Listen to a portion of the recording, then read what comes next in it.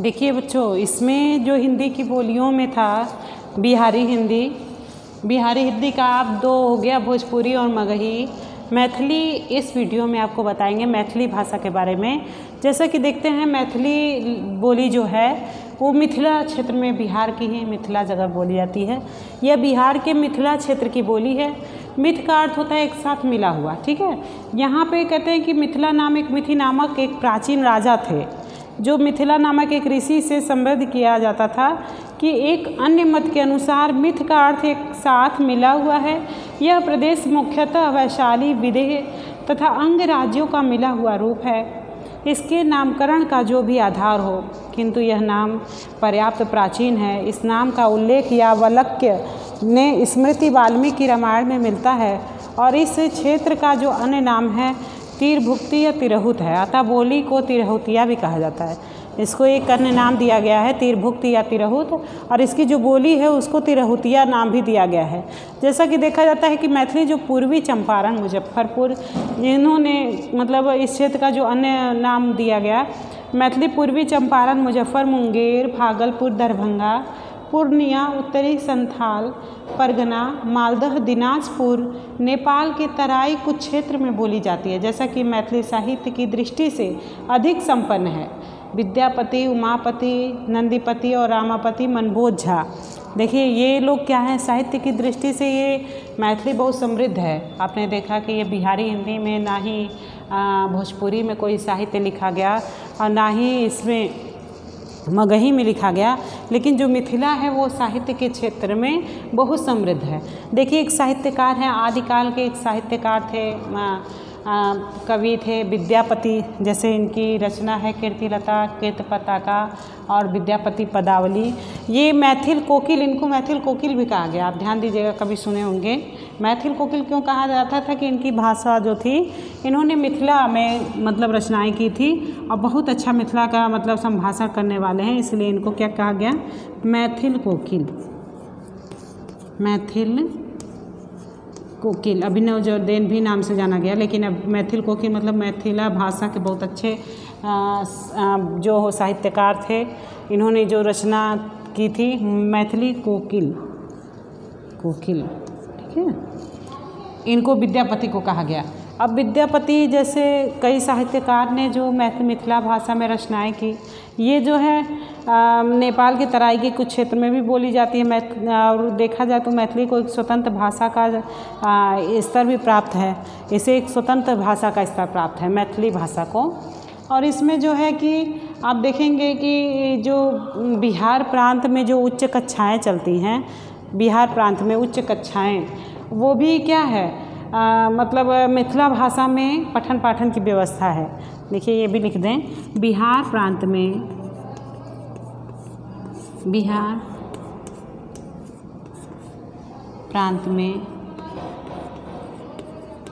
उच्च कक्षाओं में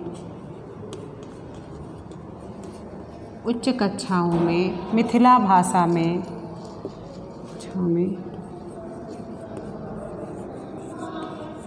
मिथिला भाषा में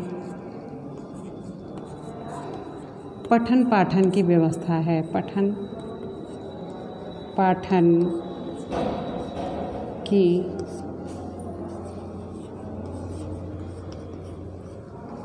व्यवस्था है।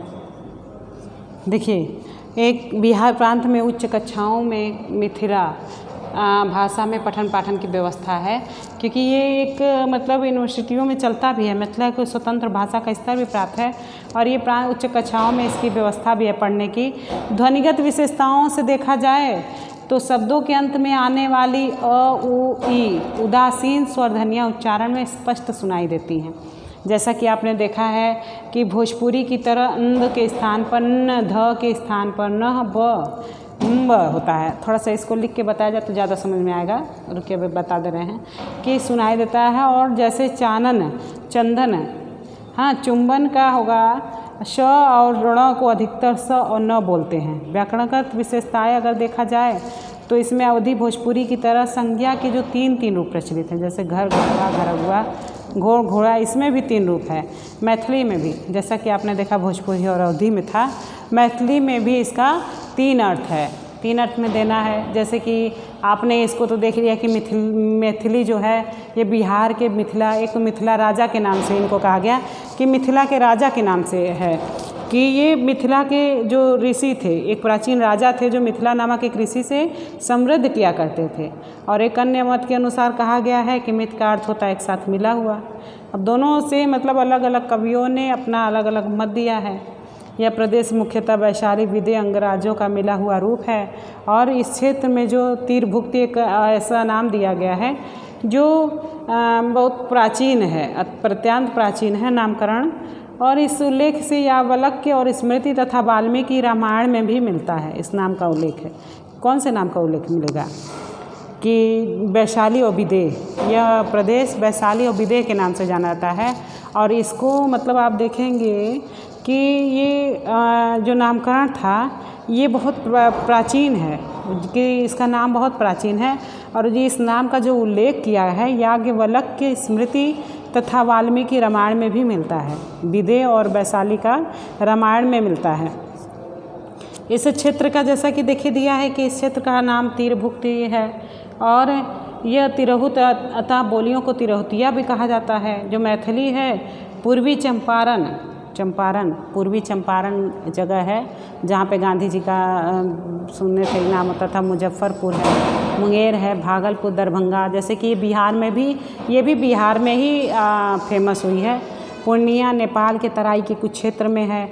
और इसमें जैसे कई भी बताया गया कि मैथिली साहित्य की दृष्टि में अधिक संपन्न है। विद्यापति जैसे और उमापति, नंदीपति, रामापति और कई मतलब साहित्यकार हैं। मैथिली को स्वतंत्र भाषा का स्तर है और कई उच्च कक्षाओं में देखिए इसकी पाठन की सारी व्यवस्था है, जैसा कि आपने देखा इसमें। अब इसमें भी देखा जाए तो जो ध्वनिगत विशेषताएं तो हमने बताया कि द के स्थान पर न ध हो जाता है। और व्याकरण विशेषताओं में आप देखिएगा कि व्याकरण विशेषताएं किस तरीके से लिखेंगे।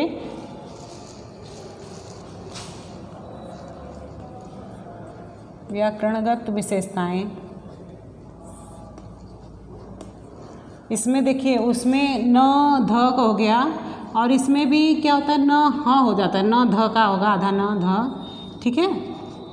विशेषता व्याकरणगत विशेषताओं में आपका देखा गया है कि जैसे कि अवधी भोजपुरी की तरह संज्ञा में 3 अर्थ निकलते हैं। अवधी और भोजपुरी की तरह, अवधी और भोजपुरी की तरह 3 पूरी की तरह 3 इसके भी मतलब 3 अर्थ निकलते हैं। अब इसमें 3 अर्थ जैसे घोरवा, घोड़वा, घुरवा हो गया। अब आपने जैसे कि दिया है कि एक वचन में बहुवचन बनाने के लिए न प्रत्यय जोड़ते हैं, जैसे कि घरन, घोरन, पोथिन, पोथी का न प्रत्यय इसमें जोड़ते हैं। अब इसमें क्या करेंगे कि न प्रत्यय जोड़ते हैं, न प्रत्यय सबके पीछे प्रत्यय जोड़ते हैं, न प्रत्यय जोड़ते हैं। तो जैसे घोड़ा का हो गया घोरन, घोड़ा का हो गया घोड़न, ठीक है, घोरन, घोरन। पोथी का जैसे कर दिए पोथी, पढ़ने वाली जो पोथी, पोथी का कर दिए पोथिन, पोथिन, ठीक है।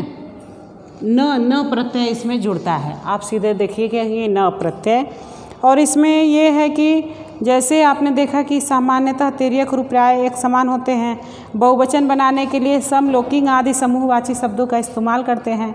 करण कारण के ए, अधिकरण कारक के ए, विभक्ति अवशेष को छोड़कर अधोलिक प्रसर्गों का प्रयोग किया जाता है, जैसे कर्ता, कर्म संप्रदान में के, कै, ले, लेल, खातिर, ठीक है। अधिकरण में माँ, मोह हो जाता है। जैसा कि सर्वनाम में आपने देखा उत्तम पुरुष में हम, हमनी, हमारा, सब हम, हमनी हो जाएगा। इसमें सर्वनाम में कह देंगे, सर्वनाम में हम, भोजपुरी में थोड़ा सा है हम। जैसे सर्वनाम में हो गया हम को, हमनी के, और उसमें आप वो मध्य में कहेंगे जैसे हमरा के, ठीक है। इसमें दो हो गया कि सामान्य रूप से हम को हो गया, एक वचन में हम हो गया, बहुवचन में हमनी के, ठीक है। एक वचन में जैसे हम हो गया और बहुवचन में हो गया हमनी के। आप ये भोजपुरी में भी देखते आए, मगही में देखते आए, मैथिली में भी इससे ही मिलता है, लेकिन थोड़ा सा अलग है।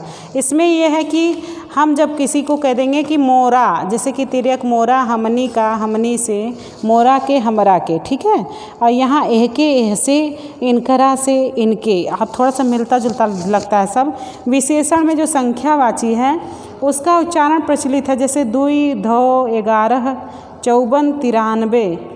और सार्वनिक विशेषण में एतवाय, एतेक, एतेक मतलब इतना को कहेंगे एतेक, इतना को बोलेंगे, इतना को बोलेंगे एतेक, एतेक,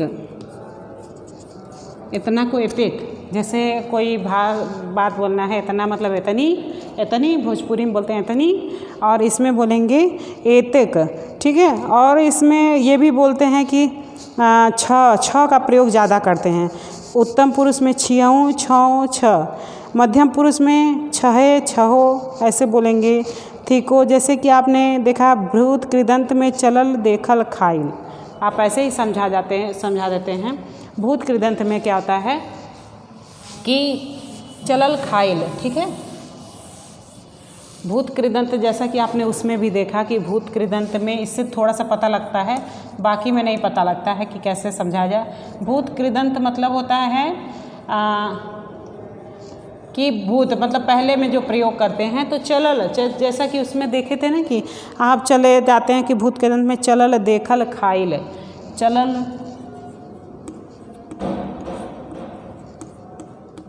देखल, खाइल, खाइल, ठीक है। ये हो गया भूत कृदंत में, मतलब पहला कि हमने चलल रहे, देखल रहे, हम खाइल, मतलब ये भूत में हो गया। इसमें भूत में ये प्रयोग करते हैं, लेकिन आप भोजपुरी में देखेंगे तो वर्तमान में ऐसा प्रयोग करते हैं। अब भविष्य में होगा चलब, खाइब, चली हैं। भविष्य में जो है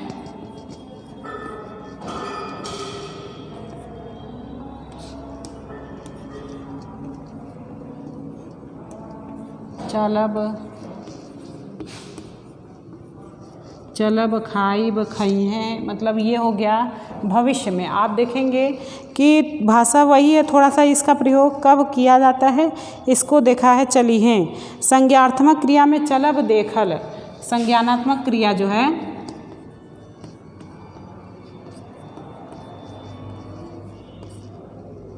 क्रिया चलल, देखल, चलब, देखल, चलल, देखल। भूत कृदंत चलल, देखल, खाइल, भविष्य में चलब, खाइब, संज्ञानात्मक में चलल, देखल हो गया। और पूर्वकालिक में देख के, खाई के, जैसे पूर्वकालिक क्रिया है, संज्ञानात्मक क्रिया के बाद पूर्वकालिक क्रिया, कालिक क्रिया,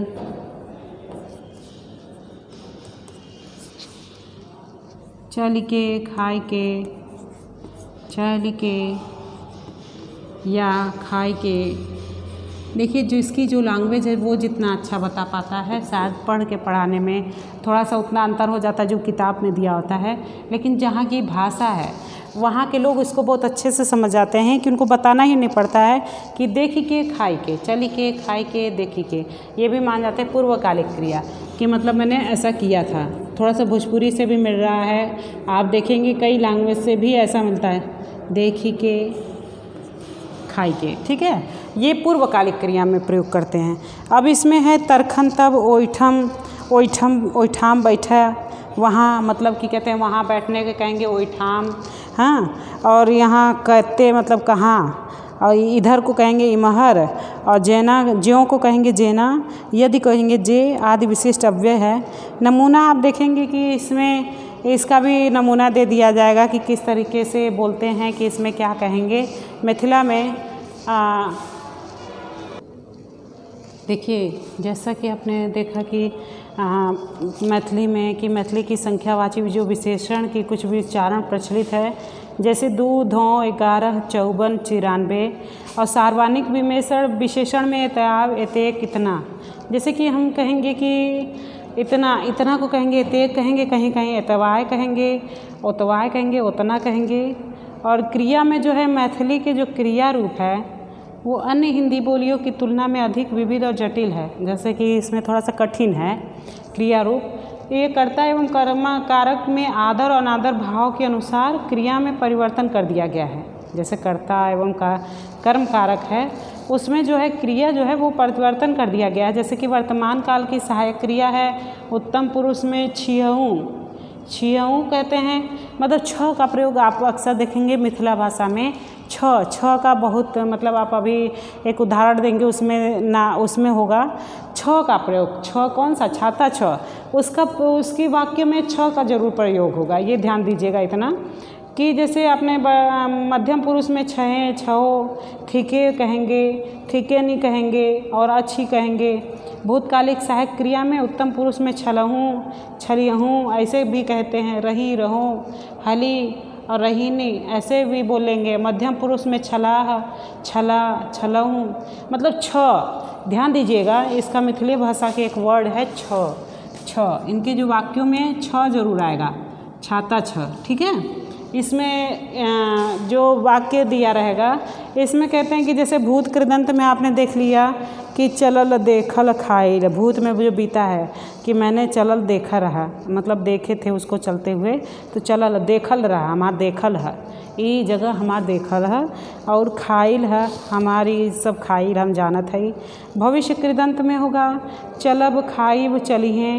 भविष्य कृदंत का जो होता है कि चलब अभी मतलब ये करेंगे, खाइब आप भोजपुरी में भी देखेंगे कि भविष्य में मतलब अभी ये करेंगे मतलब कि चलब, अभी खाइब मतलब रख दा, अभी खाइब मतलब कि अभी ये करने वाले हैं। तो इससे होगा कि क्या है, भविष्य में है। और संज्ञानात्मक क्रिया है चलब देखल। संज्ञानात्मक संज्ञा देके और क्रिया जो होती है उसमें चलब देखल। पूर्वकालिक क्रिया है देखी के, खाए के, ठीक है, देखल, देखी के, चली के, खाई के, ठीक है, इस प्रकार से है। अव्यय तंखन मतलब होता है कि तब को कहेंगे तंखन। और वहाँ जैसे कोई वहाँ बैठा है उसके लिए कहेंगे ओईठाम बैठा है। कहाँ को कहेंगे कत्ते, मतलब कत्ते जात है, मतलब कत्ते कहाँ मतलब जा रहे हो। और इधर को कहेंगे इमहर। देखिए ध्यान दीजिएगा, ओईठाम होगा वहाँ को, ओईठाम जो बोलेंगे ओईठाम, इसका प्रयोग करते हैं वहाँ के लिए। वहाँ बैठो मतलब कहेंगे कि ओईठाम, मतलब वहाँ ओईठाम बैठो, वहाँ बैठो, ठीक है। और वहाँ पे जैसे किसी चीज़ को हम कहेंगे कि कत्ते मतलब कहाँ जा रहे हो, कहाँ को क्या कहेंगे, कत्ते का हो जाएगा कहाँ, ओईठाम का वहाँ हो जाएगा, कत्ते का कहाँ हो जाएगा। देखिए कि वहाँ बोलेंगे इधर को इमहर,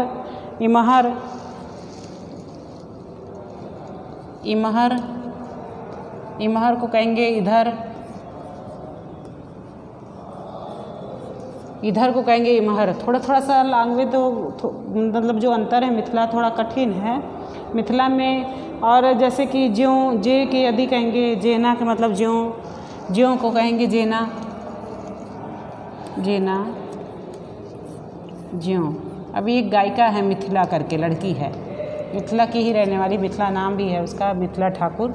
आप उसका संगीत सुने होंगे, बहुत फेमस है। देखिए अब इसमें है कि अव्यय तंखन में नमूना जैसे कि हमने दे दिया कि नमूना में क्या है, उदाहरण में क्या है कि बहुत दिनों की बात अच्छी मतलब है, बहुत दिनों की बात है। एक गांव में लालू नामक एक आदमी रहत है छल। ओकर घर में 3 आदमी रहे, वो अपने ओकर माए और ओकर बहू, ओकर एकटा धिया पुता नहीं छल के। ओकर माई आन्हर रहे ताहि ले वो चिंतित रहत छल। देखिए वाक्य में सीधे से आपको अगर वाक्य दे दिया जाता है, एग्जाम में पूछता है कि ये किस बोली से मिश्रित है, तो आप सीधे जहाँ पे किसी भविष्यत में भविष्य काल का कोई मतलब कैली धैली रहली का प्रयोग आता है तो वहाँ पे भोजपुरी हो गया। करत हैं, धरत हैं, तो ये क्या हो गया, अवधि में हो जाएगा। आप थोड़ा सा लैंग्वेज से पकड़ लेंगे कि कौन सी बोली कहाँ की है। अब इसमें आपने बता दिया कि छ मुख्य है, छाता छ, इसके वाक्य में छ जरूर आएगा। आप देखिएगा मिथिला में छ का प्रयोग देखिए दिया, बहुत दिन का बात अच्छी, बहुत दिन की बात है। हाँ, अगर इसकी हिंदी हम आपको बताएं तो बहुत दिन की बात है। दिनों की बात है कि एक गांव में लालू नाम का एक आदमी रहता था। उसके घर में 3 आदमी थे, वह खुद, उसकी माँ और एक उसकी पत्नी। उसकी एक लड़की थी, पुत्र नहीं था। उसकी माँ अंधी थी, उसको लेकर वह चिंतित रहा करता था। देखिए बहुत दिनों का बात अच्छी हो गया ना, तो इसमें ये अच्छी कहना कि बहुत दिनों की बात है। एक गांव में लालू नामक एक आदमी रहत अच्छल, मतलब रहता था, क्या है कि आदमी रहता था। उसके घर में 3 आदमी थे। ओकर घर में 3 आदमी रहेक, वो अपने ओकर माई और ओकर बहू, अपने वो खुद, उसकी माई और उसकी बहू। ओकर एकटा धिया एक पुत्र नहीं छलके। इसमें है कि ओकर एकटा धिया मतलब होता है पुत्री। आप देखेंगे धिया का प्रयोग एक पुत्री के लिए किया गया है कि उसकी एक लड़की ही थी, उसके लड़का नहीं था, उसके वंश में घर में उसके लड़का नहीं था और पुत्र नहीं था। और उसकी माँ जो थी अंधी थी, जो उसकी जो ओकर माई जौन रहे आन्हर रहे, ओकर माई आन्हर रहे छे। हाँ, रहे छे ना, उनका माई रहत छल होगा, सॉरी, आन्हर रहत छल, करमाई आन्हर रहत छल, यहाँ पे छल होगा। छ का प्रयोग जरूर लास्ट में माना जाएगा इसका। ओकर माई आन्हर रहत छल, ताही लेल वो चिंतित है, मतलब इसी को लेकर वो क्या है, चिंतित रहता है। मतलब चिंतित रहत छल, और उसी को सोचकर उसकी माँ अंधी थी और उसी को लेकर वो क्या था, चिंतित रहा करता था। मिथिला की यही भाषा है भाई कि आप उसको यही जान जाइए कि जो मिथिला है वो उसमें छ का प्रयोग है। आपकी देखिए पश्चिमी हिंदी हो गई, पूर्वी हिंदी हो गया और आपकी बिहारी हिंदी हो गया। 3 हिंदी मतलब आपका कंप्लीट हो गया। उसमें कौन कौन सी बोली थी ये भी आपको बता दिया गया, किस बोली में किस भाषा का मतलब किस वर्णों का प्रयोग होता है इसको भी बता दिया गया। उसका एक उदाहरण भी दे दिया गया, कहाँ पे कैसे भोजपुरी, अवधी और बघेली, मगही, मैथिली, ठीक है, पूर्वी हिंदी, इसके बारे में आप जान गए। ठीक है, अब आपका यहाँ कंप्लीट हो गया बिहारी हिंदी और पूर्वी हिंदी और पश्चिमी हिंदी। अब अगले वीडियो में आप पढ़ेंगे भाषा और भाषा का विकास।